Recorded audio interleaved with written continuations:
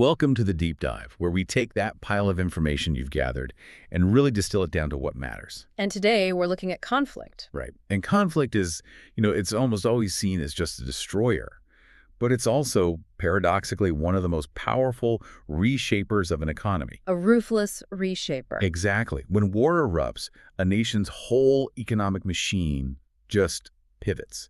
It fundamentally rewrites the rules of money, of markets, of, well, daily life almost overnight. That's it. And our mission in this deep dive is to really pull apart the key mechanisms and some of the surprising facts that explain how a country shifts its focus. From what traditional peacetime growth. Right, which is all about consumer spending, profit, and moves to purely military objectives. We're talking about a total, brutal reevaluation of everything.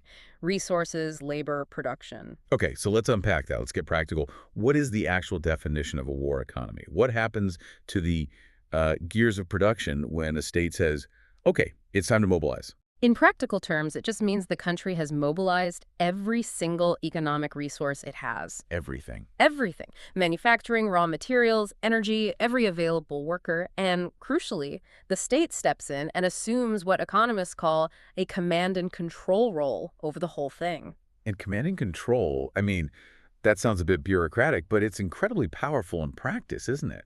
How does the state actually enforce that pivot on private industry? Well, the government moves way beyond suggesting things. It starts dictating. Dictating output. Exactly. They use tools like emergency legislation, licensing, they set up supply allocation boards.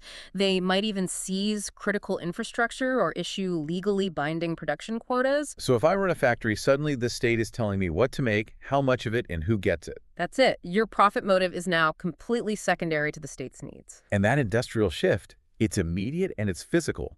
Your sources show this really well. We're talking about a massive, tangible redirection. Oh, absolutely. It's the kind of thing you see in old newsreels. You have car factories that just stop making sedans. Right. And suddenly they're churning out tanks, transport vehicles, or, little parts for fighter jets. It's a complete overhaul of the production line. There's that great example from Holly McKay about clothing companies. Yeah, that was perfect. Textile manufacturers, they stop stitching fashion and switch immediately to making military uniforms. Their entire purpose is just recalibrated, away from consumption towards conflict. But today, it goes so far beyond just steel and uniforms. Modern warfare, as your sources point out, it demands this huge ongoing investment in technology. Absolutely. The modern defense strategy needs sophisticated software, data analytics, satellite systems, robust cybersecurity. These aren't just support elements anymore, they're essential. So the redirection isn't just about diverting oil and steel. No, it's about diverting financial and really critically intellectual capital. The best engineers, the best programmers, the best scientists, they're pulled away from civilian innovation and pushed into defense R&D. And this changes the very nature of economic decision-making. This is where it really diverges from a peacetime economy, which, runs on consumer demand. It's replaced by the centralized will of the state. That centralization is the absolute signature of a war economy. Top-down. Completely. That top-down approach dictates production, it allocates resources, and it largely just shoves free market mechanisms aside. This is why you see rationing of essential goods like fuel and food. Because the military supply line is the only thing that matters. It's the singular priority. Consumer demand is simply suppressed. So on one hand, civilian markets contract dramatically. You've got fewer goods, fewer services, which of course drives up prices. But on the other hand, some sectors must be absolutely booming. And that's the economic paradox of war. Civilian consumption shrinks, yes, but the military-industrial complexes, defense contractors, certain tech sectors, they are thriving on lucrative, guaranteed government contracts. Because they have one single massive customer. Yeah. The government, a customer that's borrowing heavily to pay them. And meanwhile, the broader financial markets are just chaos.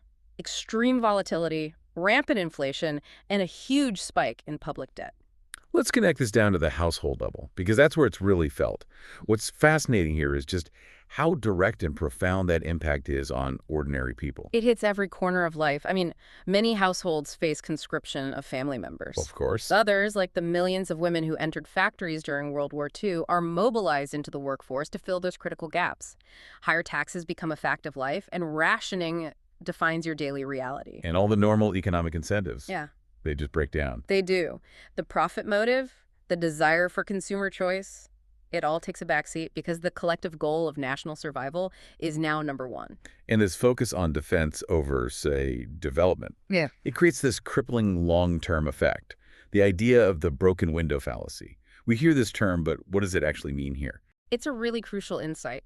The broken window fallacy shows that destruction doesn't create wealth, even if it creates activity. Okay, break that down. Imagine a government spends billions building 1,000 tanks. That activity, it looks like economic growth, right? Yeah. You've got jobs created, materials used. Sure. But the fallacy points out the invisible cost. Those hundreds of billions spent on tanks were funds that could have been invested in schools, in healthcare, in long-term infrastructure. So the economic loss isn't just the tanks that get blown up. It's the schools that were never built, the medical tech that was never developed. Exactly. All that potential for long-term development is just erased. It's the invisible opportunity cost that haunts the economy for decades after the fighting stops. And this massive resource shift, this reliance on emergency funding, it makes conflict a breeding ground for just catastrophic macroeconomic instability. Let's talk about inflation.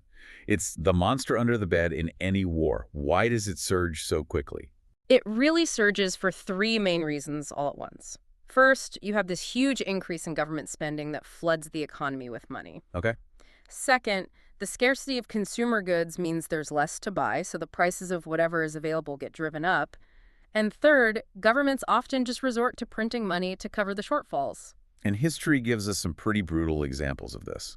It does. I mean, you can look at the U.S. Civil War or the devastating hyperinflation in Hungary in 1946. Research shows that in a typical conflict, price levels can rise by nearly 50%. 50%. That just erodes the value of people's savings. Completely. If you had a life savings, you could lose years of financial security almost overnight. And on top of that, debt is escalating just as dramatically. The government has to borrow from every available source to finance this war machine. And that bill doesn't just disappear when the fighting stops. Look at the data for the UK. Their national debt soared to between 150 and 240% of GDP after World War I and II. Staggering numbers. The scale of the borrowing is just. It creates a debt overhang that can stifle growth for generations. And if we connect this to the bigger picture, all of this instability, it must just scare off any real investment. Oh, profoundly. Real investment collapses, sharply and persistently.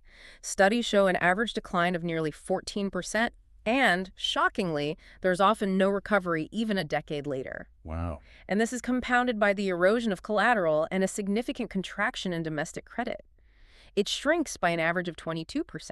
Businesses just can't borrow, and they can't plan for the future. That collapse in credit and investment, it must translate into just deep financial turmoil for people, which leads to this phenomenon, the flight to liquidity. Can you explain what that means? Sure. So currency depreciation is extremely common. It can sometimes reach 180% over a decade. So your money is becoming worthless. Right. And when people see prices rising by 50% and their currency plummeting, they lose all faith in the banking system. So the flight to liquidity means people pull their money out of banks, out of investments. And they hold physical cash. Physical cash and often tangible assets like gold. They're seeking stability outside of the financial structures they no longer trust, even if that physical cash is also losing value to inflation. The macroeconomic data is stark, but the impact, it goes so far beyond abstract figures. We have to ground this in the daily reality of sacrifice. What does that lived experience actually look like? Daily life becomes defined by scarcity, by extreme hardship. Widespread rationing is imposed because basic goods, from meat and sugar to gasoline and tires, have to be diverted to the military. So you go from being a consumer with choice To a citizen with a ration book. And on top of that, governments inevitably raise taxes to fund their defense budgets. We've seen examples like Israel increasing VAT, utility prices, property taxes. The costs are immediate and they're felt in every wallet. But the disruption also forces these rapid and sometimes lasting societal shifts, Yeah, especially in the labor force. absolutely. War transforms the labor force almost overnight. Women and other demographics who are maybe underrepresented in certain industries are mobilized to fill those critical roles left by men in the military. And that can lead to permanent changes. It can. It can result in significant long-term changes to labor rights and social norms. But even while those defense sectors boom on paper, the overall human cost and long-term economic suffering, that's disproportionately borne by the general population. And the cost of losing a conflict is just devastatingly high. Wow. What does the data say about the aftermath for the defeated nation? Losing nations specifically can expect to see a devastating 24% cumulative GDP decline. 24%. That figure is so crucial. It's not just a bad quarter. It means a quarter of the country's entire annual productive capacity is just wiped out. That kind of destruction deepens debt, it prolongs recovery, and it ensures that suffering lasts for decades. That 24% figure, that really requires a moment of reflection. That's not just financial pain. That is national devastation on a scale few peacetime recessions could ever get close to. It is, and we can't forget the lasting toll, which the financial figures don't even capture. The suffering, the trauma, the long-term care for the disabled. These costs continue to drain resources and affect communities long after the final shots are fired. History gives us some powerful contrasts in how nations handle this. You can look at the United States during World War II. Which became a production powerhouse.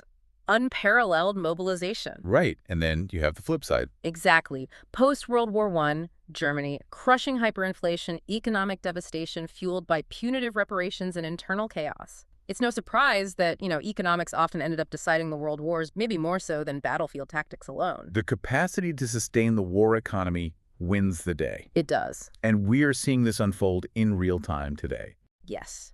Ukraine's economy is highly mobilized, with something like 58% of its budget going to military spending.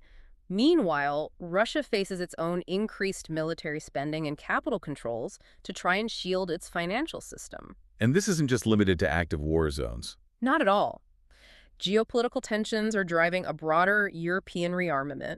You have the EU's €800 billion Rearm Europe initiative. Peacetime economies are proactively shifting toward a state of heightened military readiness. Which raises an important question. Do all conflicts have the same economic impact? I mean, is a civil war the same as a war between nations? They're drastically different, particularly for the long-term health of the nation. Intrastate conflicts, civil wars, they tend to have far more devastating and persistent economic impacts. We're talking a 20% cumulative GDP decline compared to 10% for interstate conflict. Why are they twice as damaging? Right. Dollar for dollar? It's because civil conflicts cause direct domestic destruction across infrastructure, institutions, social capital. When the fighting is internal, the very institutions that govern commerce and banking and law, they're severely weakened or destroyed entirely. That makes recovery so much more chaotic and drawn out. And the financial health of a nation before the conflict must matter profoundly, especially for investment recovery. The numbers here on low-income versus high-income countries were staggering. Absolutely. Low-income countries suffer significantly larger investment collapses, a staggering 21% decline compared to just 2.9% for high-income countries. And why is that gap so huge? It's because their financial frictions are more binding. Low-income countries often rely on a few primary exports, they have less diversified markets, and weaker legal systems. So when war hits, their already fragile domestic credit collapses, and international investors just flee completely. It makes it exponentially harder for them to rebuild any productive capacity. So, to summarize the key takeaways from this deep dive, the war economy is this living, complex transformation. It's characterized by that centralized command and control, immense macroeconomic instability, debt, crippling inflation. And the catastrophic collapse of real investment. And ultimately, these profound societal and financial costs are disproportionately borne by ordinary people. And yet there's this strange, unintended legacy of war economies, and that's accelerated innovation. The paradox of innovation. Exactly. Conflicts force rapid problem solving, which accelerates scientific and technological advancements that later find crucial civilian uses. We're talking about things like radar, logistics systems, penicillin, the first jet engines. An unwelcome catalyst for certain kinds of progress. A very unwelcome but powerful one. Post-conflict reconstruction, then, presents this astronomical challenge. It requires sound fiscal policies, international aid, just to restore productive capacity and tackle that generational debt. The costs linger for decades. Which leaves us with this final provocative thought for you to consider. Given that low-income nations, which rely so heavily on continued investment for development, suffer the most dramatic collapse, a 21% average decline, how long does the compounding effect of lost productive capacity in a war economy truly last, not just for one generation, but for the entire trajectory of that nation's long-term economic development?